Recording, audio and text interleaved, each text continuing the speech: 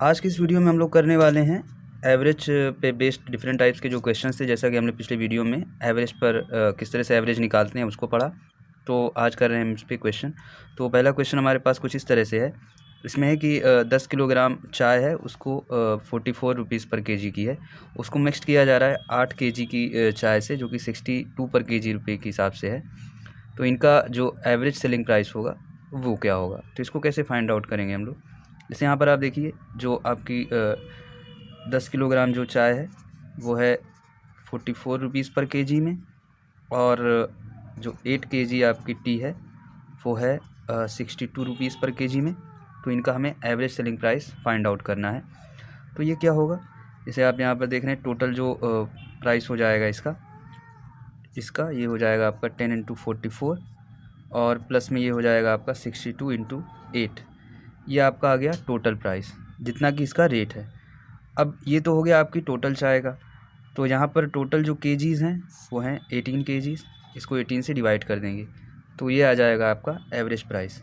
तो ये हो जाएगा आपका 440, प्लस यहाँ पर इसको फाइंड आउट करेंगे हो जाएगा 826 आ जाएगा, और आ जाएगा 496 डिवाइडेड बाई 18। ये आ जाएगा आपका 936 डिवाइडेड बाई, ये आ जाएगा आपका आंसर जो कि है 52। यहाँ पर हमने किया क्या, मतलब पहले इसका टोटल प्राइस निकाला, ये आ जाएगा 440। फिर इसके बाद जो 8 किलोग्राम जो चाय थी उसका एवरेज प्राइस, उसका टोटल प्राइस आ जाएगा आपका 62 इंटू 8। तो ये हो गया टोटल 496। ये तो आ गया आपका टोटल प्राइस।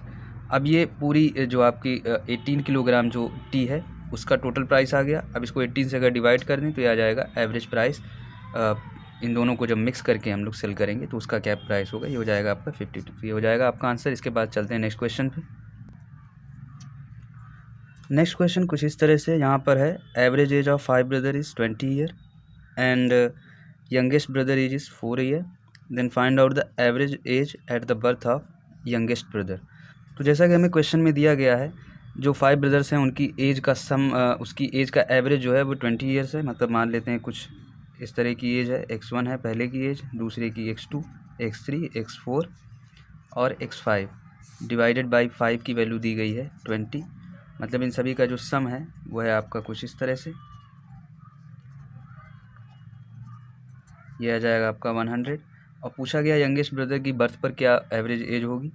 तो यहाँ पर जब यंगेस्ट ब्रदर की बर्थ हो रही होगी तो उस टाइम पर इसका है x1 की वैल्यू है 0, मतलब यहाँ पर 0, और इसकी एज जो हो जाएगी वो हो जाएगी x2 माइनस 4, इसकी एज जो हो जाएगी x3 माइनस 4, क्योंकि सब में से 4 जो है डिवाइड हो जाएगा उस टाइम पे, जितनी भी एज रही होगी उससे 4 कम हो जाएगा, x4 minus 4 plus x5 minus 4।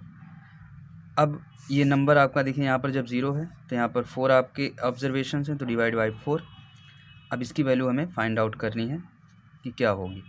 तो जैसा कि हमें यहाँ पर सबकी वैल्यू तो पता है, और यंगेस्ट ब्रदर की एज भी दी गई थी 4 ईयर है, तो मतलब x2 plus x3 plus x4 plus x5, यह आ जाएगा आपका 100 माइनस 4 मतलब 96।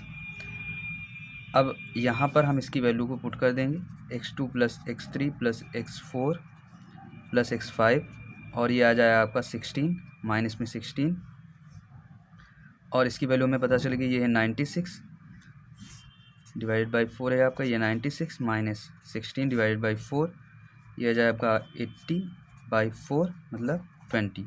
तो यहाँ पर आपकी जो एवरेज एज आ जाएगी eight the birth of youngest brother वो आ जाएगी 20। तो ये आपका आंसर हो गया 20। इसके बाद चलते हैं नेक्स्ट क्वेश्चन की तरफ।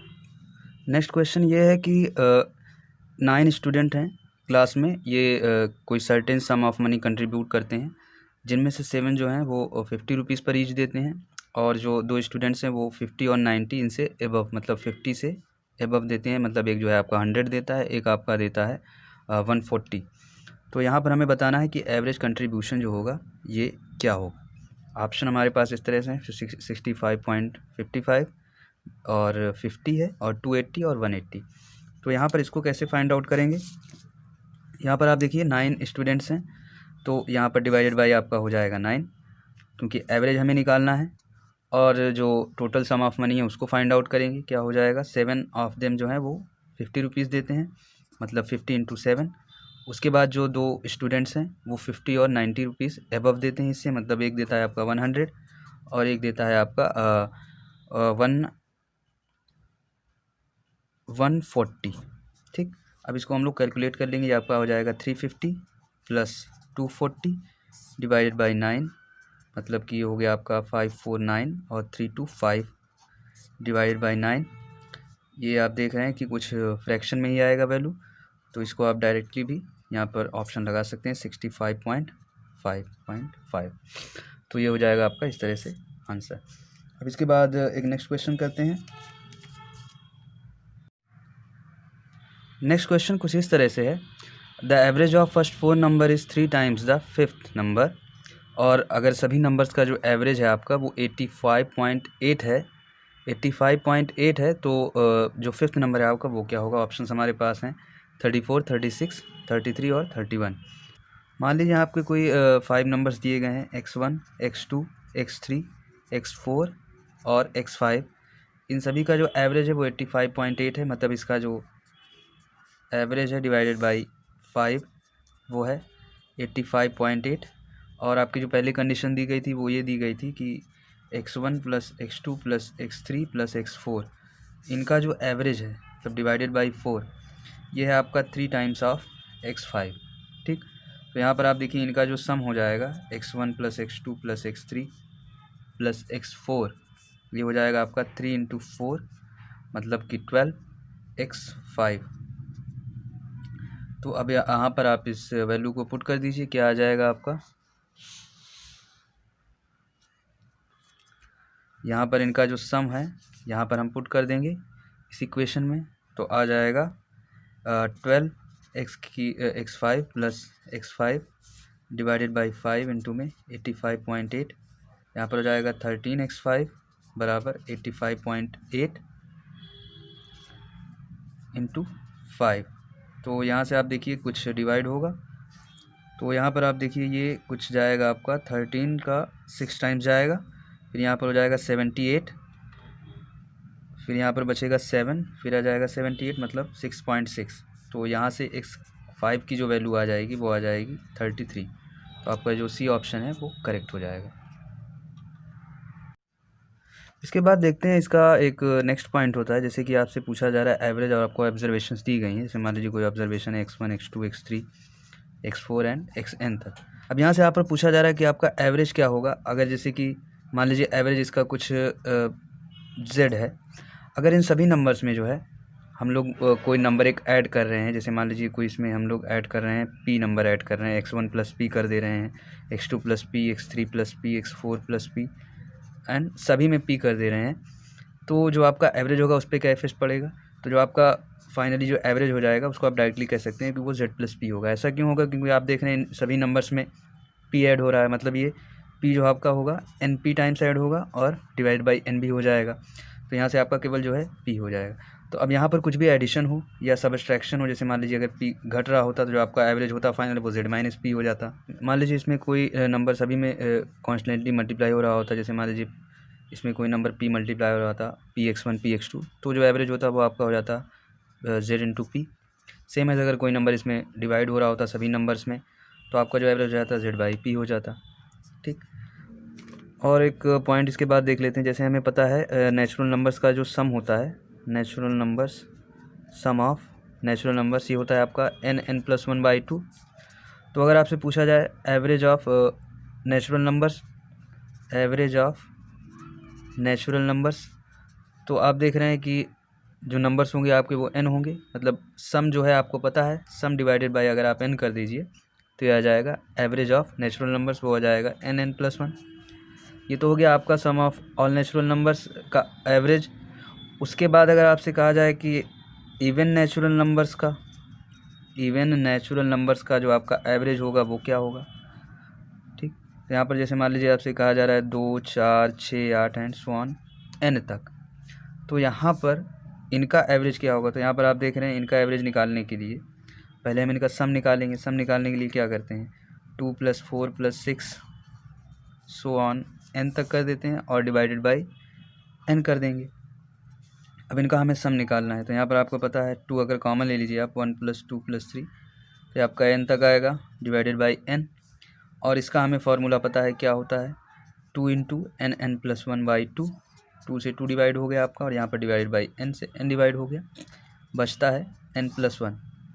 ये तो हो गया आपका average of even natural numbers. अब अगर आपसे पूछा जा रहा है average of odd natural numbers, तो उसको कैसे फाइंड आउट करेंगे? Average of odd natural numbers, ये क्या होगा आपका 1 + 3 + 5 + 7 एन तक डिवाइडेड बाई एन करना है। ये हमें वैल्यू फाइंड आउट करनी है क्या होगी। तो यहाँ पर आप देखिए, अगर सभी में आप अगर 1 ऐड कर दें इन सभी टर्म्स में, जैसे 1 + 1 कर दें, 3 + 1 कर दें, +5 + 1 एंड सो ऑन, ऐसे एन तक कर दिया जाए, तो यहाँ पर आप देख रहे हैं सभी में हमने एन से एन ऐड किया। तो इसको बैलेंस करने के लिए हम यहाँ पर अगर एन घटा दें तो वो इक्वल हो जाएगा, ये आपका बन रहा है, क्योंकि यहाँ पर 1 जो है एन टाइम्स ऐड हुआ है डिवाइडेड बाई एन। अब यहाँ पर आप देख रहे हैं ये जो वैल्यू आपकी है ये बन गया 2, 4, 6, 8 एन तक बन गया। अब यहाँ पर अगर आप 2 कॉमन ले लें तो ये आ जाएगा 1 + 2 + 3 सो ऑन एन तक डिवाइडेड बाई एन, और ये आपका आ गया -1। यहाँ से आपने कर दिया एन बाई एन मतलब -1। अब यहाँ पर क्या बचा N + 1 divided by 2 into N, और डिवाइडेड बाई एन है ये आपका। इसका सम जो होता है वो हमने लिख लिया यहाँ पर। एन से एन कैंसिल आउट हो गया, 2 से 2 कैंसिल आउट, और यहाँ पर -1 बचा हुआ है, तो ये क्या आ जाएगा n + 1 - 1, मतलब ये आ जाएगा आपका n। तो average of odd natural numbers जो होता है आपका वो होता है n। सेम एज अगर आपको average of square of natural numbers, जैसे कि स्क्वायर ऑफ नेचुरल नंबर्स आपको पता है क्या होता है n + 1 2n + 1 डिवाइडेड बाई 6। तो अगर आप इसका एवरेज निकाल रहे हैं तो यहाँ से n जो है आपका कैंसिल आउट हो जाएगा। सेम एज अगर आप क्यूब ऑफ नेचुरल नंबर्स देख रहे हैं उसका फार्मूला क्या होता है, उसका फार्मूला होता है n + 1 बाई 2 और इसका पूरे का आपका होल स्क्वायर। अब यहाँ आप इसको n से डिवाइड कर दीजिए तो आपका एवरेज आ जाएगा। तो इसको अगर आप कैलकुलेट करेंगे क्या आ जाएगा n और n + 1 बाई 2 का होल स्क्वायर। ठीक, तो कुछ इस तरह से हम इसकी वैल्यू फाइंड आउट करते हैं। तो आज का ये वीडियो यहाँ पर एंड करते हैं, और इसके नेक्स्ट वीडियो में हम लोग पढ़ेंगे एवरेज स्पीड कैसे कैलकुलेट करते हैं। इसके भी कई सारे क्वेश्चंस बनते हैं, तो उसको करेंगे हम लोग नेक्स्ट वीडियो में।